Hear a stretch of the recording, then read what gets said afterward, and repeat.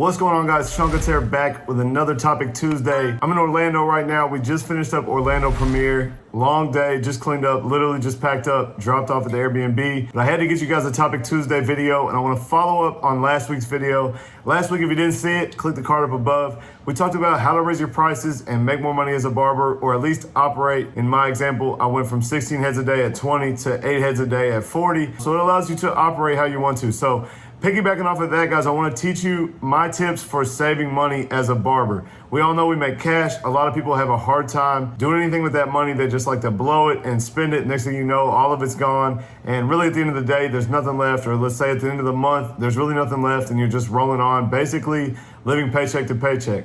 And you know, we can make a lot of money, we can get new shoes, we can do all these things, but with cash, it's honestly pretty difficult to put that money back. So I want to tell you guys the way that I go about saving cash. So I started this idea when I wanted to save up money for my wife's engagement ring, and I knew stacking up a few $1,000s was going to be difficult for me. So guys, pretty simple. For every $100 that I brought home, cash, I put up 20. So that's 20%. So if I made $300, I came home, I put up 60. If I made $400, I came home, I put up 80. And that was every day. So I came home, I had my own little place, I put that in. And kind of my promise to myself was that I would not get into that stash for anything. I was gonna basically treat it like a savings account. Now on top of that, guys, to boost it, because I was trying to get the ring a little bit quicker, I challenged myself, if I had a $50 or $100 bill, I automatically put it in there. So again, if I came home with $300, I put up 60, and if I had another $100 bill, I went ahead and put that up as well. If you guys do it that way, you'll be surprised at how quick you can come up with a few $1,000s.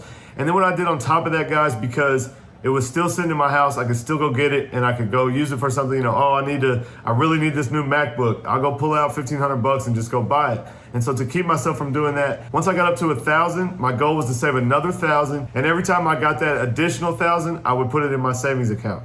So I would always have 1,000, kind of an emergency fund. But whenever I got to that 2,000 or 3,000, depending on how long it had been since I've been to the bank, I took that extra and I took it into my savings account. And you guys be surprised, you can save up a couple grand in a month's time if you're a busy barber. And again, it's just so difficult to put cash up. You guys can still use that other part of your money that you kept from your normal daily basis to operate and buy things like you did before, but at least that 20% and then a little extra with those 50s and 100s is going up to a savings account. And that's the way you guys can manage your cash a little efficiently. Not too complicated, just something simple. I can come home, pull my money out, what I have, put a little bit to the side, keep that in a safe place, and it helped me to save money. So I hope that tip is helpful for you guys.